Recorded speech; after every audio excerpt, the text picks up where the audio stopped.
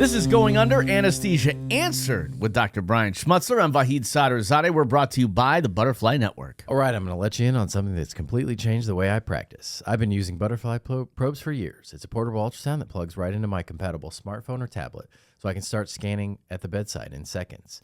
If you use the older versions, or even if you're new to the handheld ultrasound game, let me tell you why this IQ3 is game-changing and really impressive.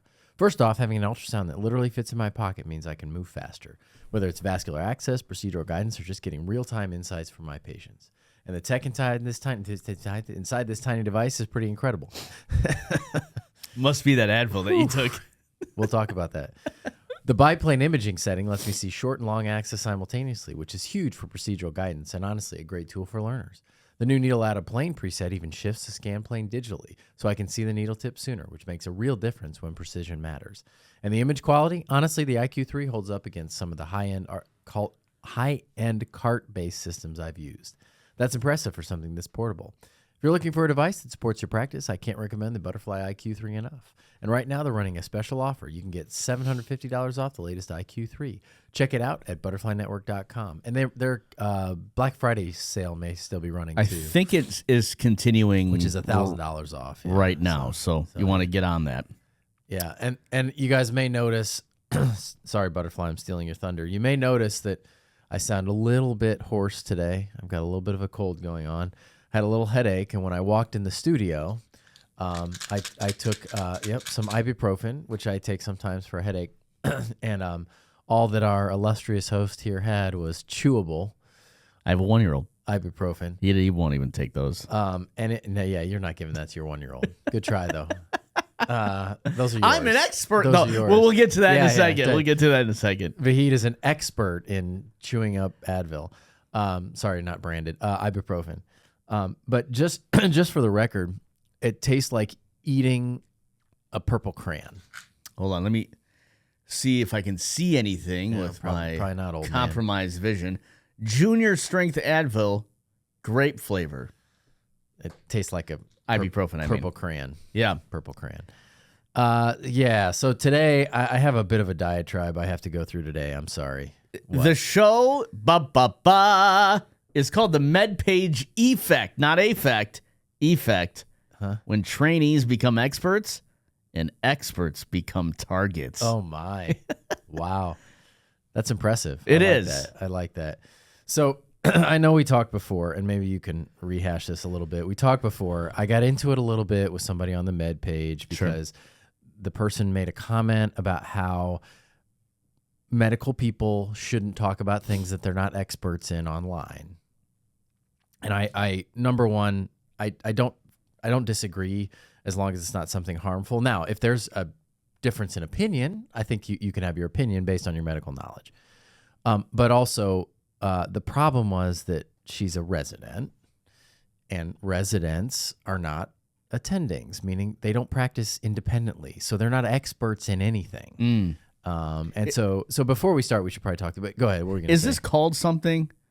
Oh, yeah. What's it called? It's called the Dunning-Kruger effect. Okay, so tell me what that is. All right. So this is great. This was it was described in the 90s. So basically what happens is really prevalent in medicine in particular. Are these two doctors?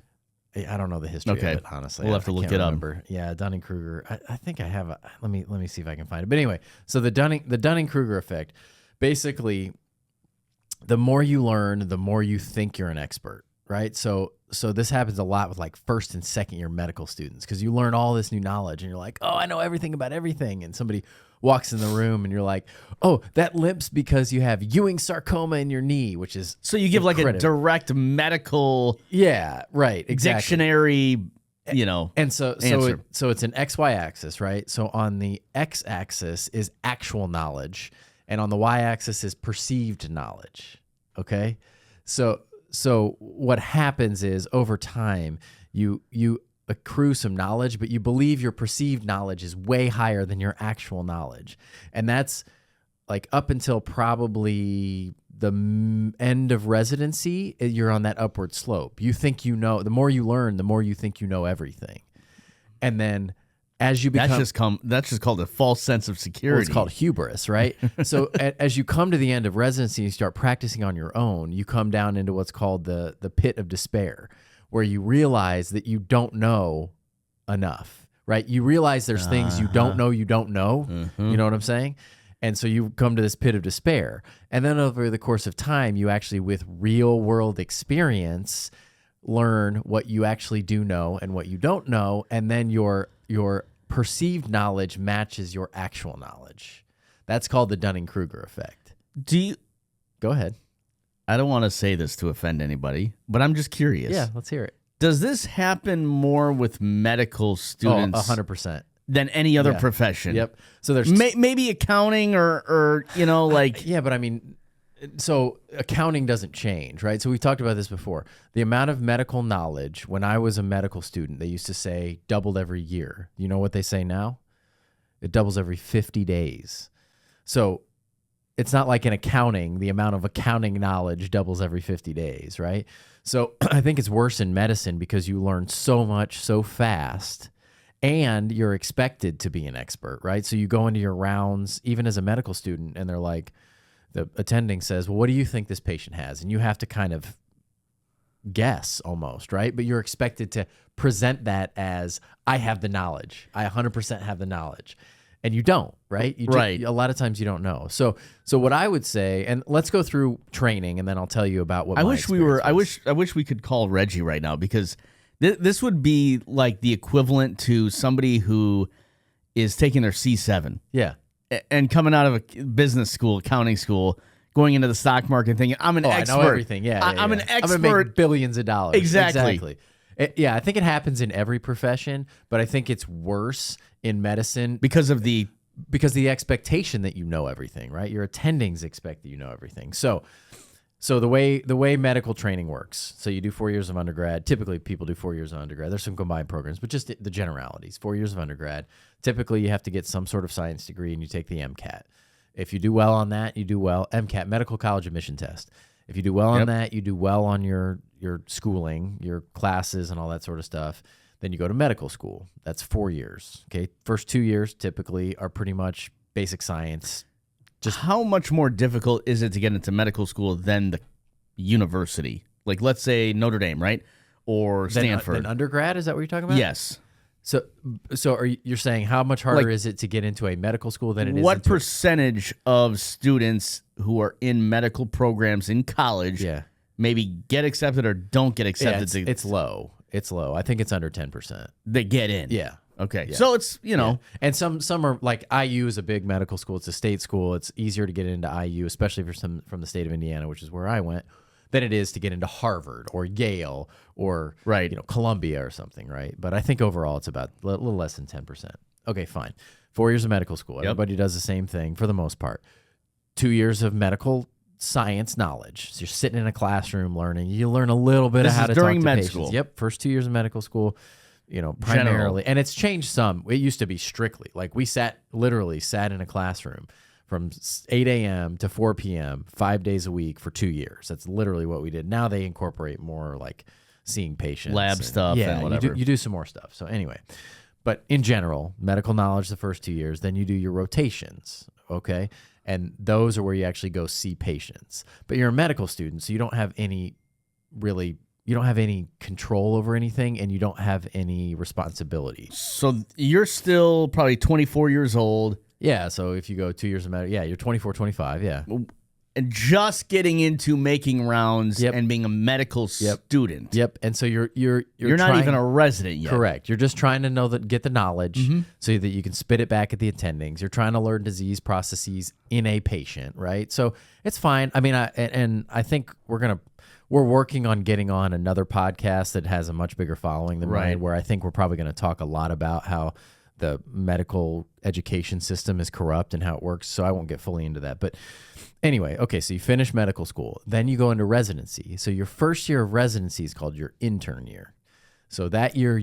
That's when you get matched. Yep. And we're seeing a lot of like TikToks and Instagram. Yeah. It's kind of the match so the match, time of year, right? The match is in March. Typically, there's some other, again, there's variability, but typically it's in March. It's St. Patrick's Day.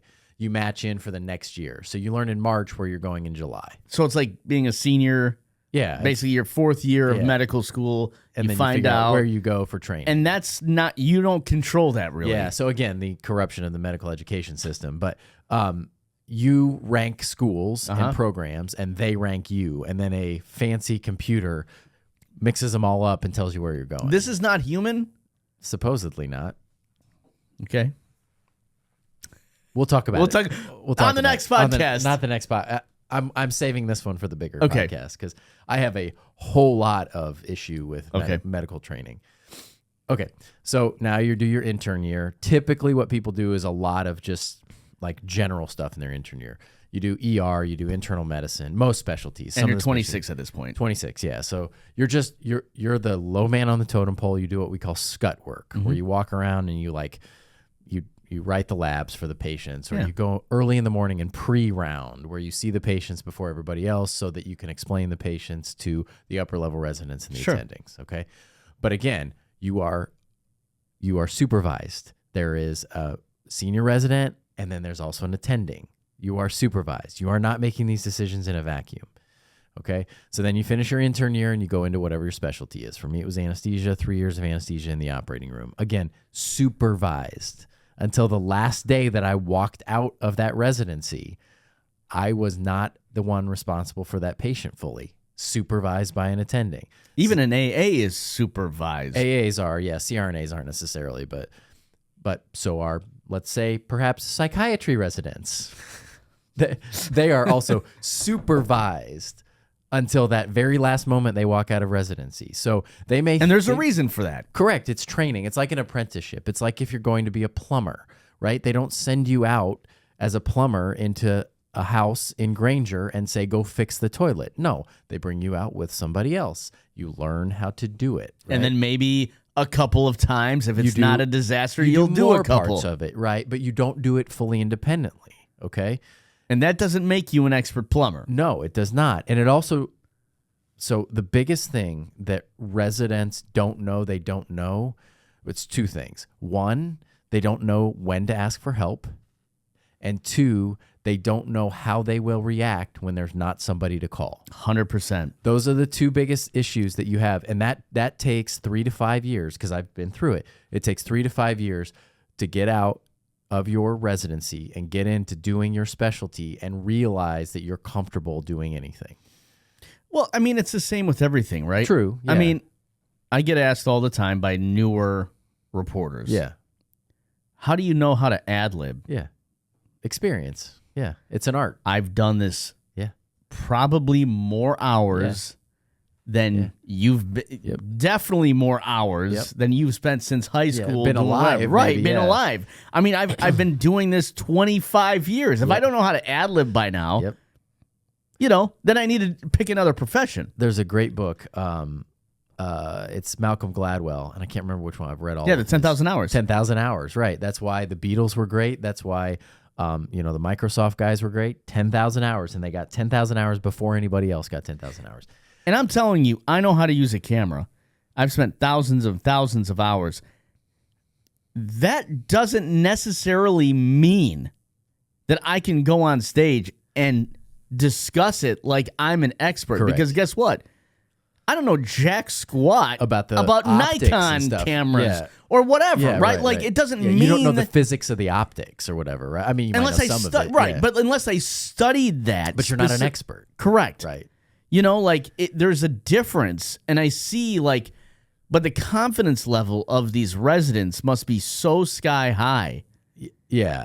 So okay, so let's get into the case. Let's get into what happened. It's not here. just the case. So I have a fundamental problem because after I've had these 2 encounters on MedPage today, I've started digging through their stuff. I have a fundamental problem with the way that they present their experts. Because if you dig into their the people who are on MedPage today, most of them are residents. And all of the articles say expert weighs in on this. Yep. Expert weighs in on this. Yes. That doesn't make you an expert. No. Being a resident does not make you an expert. Being even the last day of residency, you may have the medical knowledge, but that does not make you an expert in anything. You're not an expert in anything. And so I dug into MedPage. It frustrates me. And so I went to ChatGPT to get the history of MedPage. So I guess it was started by a company, and then they got bought out by a bigger company. And over time, they've started. Again, this is what ChatGPT says. So this is not my own personal opinion. ChatGPT says that they have now started paying less and have sort of gotten a reputation of not necessarily being the top dog when it comes to medical news. And so there are fewer attendings like me who are experts willing to come on a page that presents, number one, presents residents as experts, and number two, it doesn't pay well, right? Because if we take time and energy to do these things, I often get paid for consulting work. So, well, I want to go back to the being a social media influencer thing, because I think that really bothers me. Number one. What part of it? Well, all of it.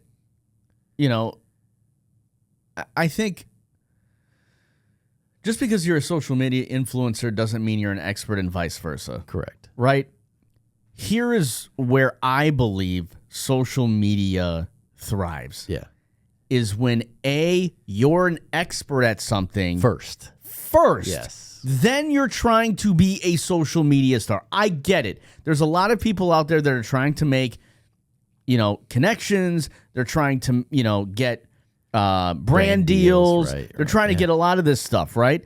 And it's extra income, or it's partnerships, or it's support. Which is a MedPage thing, not to interrupt your point, but that's a MedPage thing too. At least what ChatGPT says is they're driven more by ad revenue than they are by actual medical knowledge. That's, again, I'm not giving you my opinion necessarily because I haven't dug into it deep enough, but at least reading the ChatGPT discussion of it. You were and have been an anesthesiologist. Yeah, for 12 years or something. Yeah. You're an expert in that field. Yeah. And I have a PhD in neuropharmacology. I'm an expert in pain processing. Then you said, hey, social media, we should go out there and spread the word about medical. Yeah, and be goofy, but yeah. Right. Yeah. And just walk in hallways and apparently. Whatever.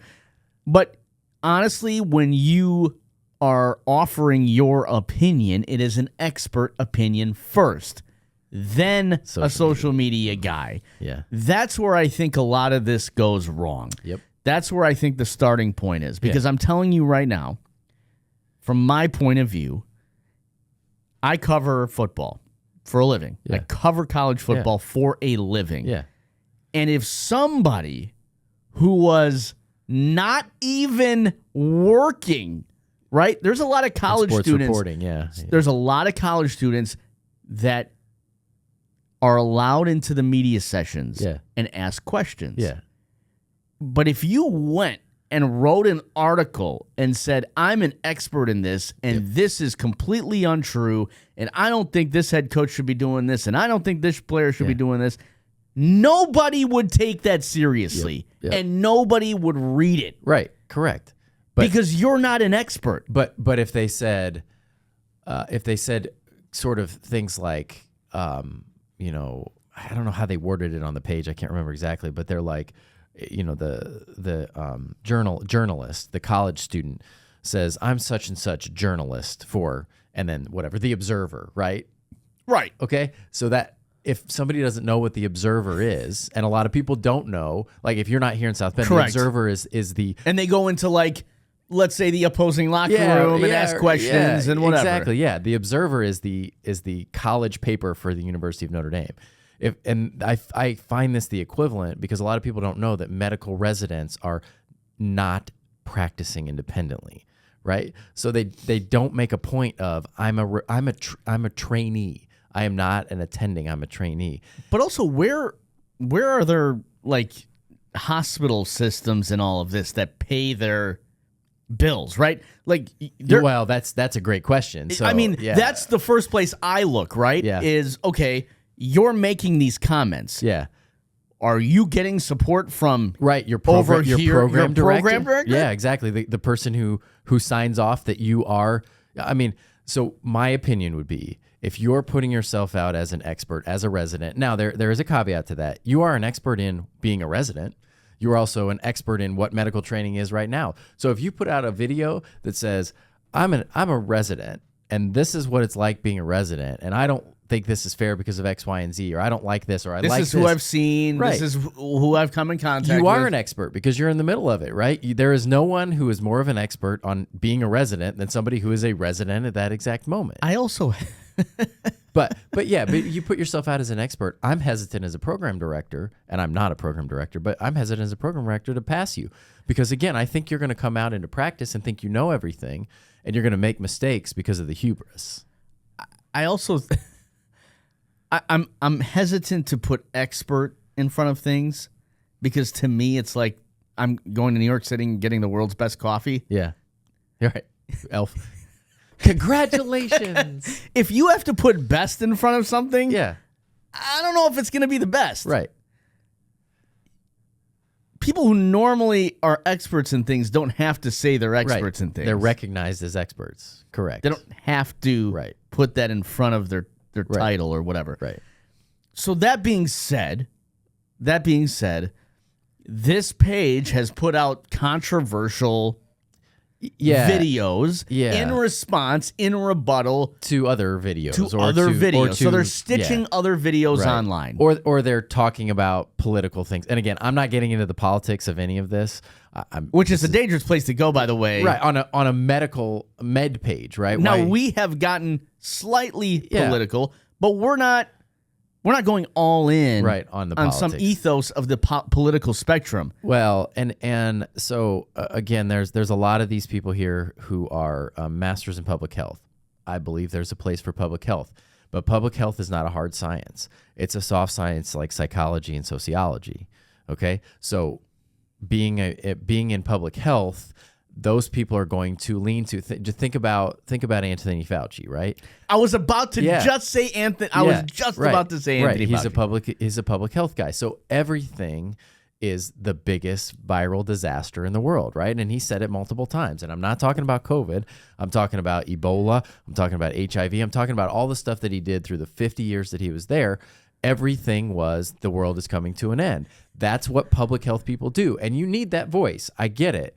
But don't hold yourself up as an actual scientist and not a social scientist. Well, and then I'm just gonna, if Anthony Fauci dipped his feet into the same waters that this female medical resident dipped her toes into, or any of the ones they have on there who are residents, Why? If you're a resident, your name, by the way, is going to be attached to that. Yep. Forever. Exactly. Jobs will see that. Yep. I'm not talking about jobs. When you go apply for a job, exactly. Will see that. Yes. Because they will know. I don't know why you would die on that hill, but that's just me. And then what's the other frustrating part, and it's not just the interactions I've had. I've read other comments. Yeah. Oftentimes those residents, maybe because they're young, I don't know, but they respond in a very childish way, right? They can't have a conversation on the page. And I'm not just talking about the interactions I've had. I've read through other of them on there, and it's a childish retort, and then they just turn the comments off. I mean, if you can't have a debate, if you're putting yourself up as an expert, why aren't you having a debate? If you challenge me on anything that I claim that I'm an expert on, I'm going to debate you to the nth degree because I know more about it than you do. And if you're going to come at me with dumb remarks, I'm going to say that's a dumb remark, and let me tell you why. Right. You're trying to educate. Exactly. MedPage Today, their whole mission is medical education for But why are they clinicians. giving these people a platform? For views? It must be, ad revenue. I don't know. It's just, I think it has turned so divisive, and everything is about a political stance. But when you're in medicine, right, like it doesn't necessarily give you the right to speak on that platform. But I also want to know why, A, her hospital system is okay with it, her director. That's a great question. And B, or do they even know? What is the future of MedPage? What is the... I don't know. What are the ultimate goals of MedPage? I don't know. I mean, I think that they skew very far one way, which, again, that's kind of what public health is. If you want to skew that way, fine, but I don't think you can put yourself up as a non-biased medical page, right? I mean, every article you see on there is very much anti what's currently happening in the medical field. So this wasn't the first time she's commented on something controversial like this, but she is also, you have seen other physicians Correct. retort Yes. online. Yes. Yes. So again, it's the if And you she scolded experts for discussing a case where expertise is required. Again, the inversion of reality, calling upon the Dunning-Kruger effect. Yep. Dunning-Kruger, baby. It's just amazing to me. Yeah. I mean, you kind of have to know. You have to know what you don't know. We're not gonna talk about what it was. If you want to know, well, just look up MedPage. just look up MedPage and you'll see it. It's one of the reels on there. Yeah. And she took the video from somebody else. Yeah. And And it's not even the video. I mean, this discussion has nothing to do with that video. Whether you think that she's right Correct. or wrong, whether you think the person who put the original video out is right or wrong, I'm not even commenting on that. Right. My problem is this whole putting yourself as an expert, and then the minute and a half afterwards talking about how this particular person is an expert in blah blah blah blah blah. do you think this is a growing trend though? Oh, 100%. Yeah. Like and I would caution, again, we have students, residents, CRNA students, anesthesia residents, even early attendings. I would caution anybody, do not put something out there that says that you're an expert unless you're actually an expert in that, right? Here's why I like social media in this case. Okay. Call me crazy for this. I think social media can expose a lot of 100% frauds. fakes. Yep.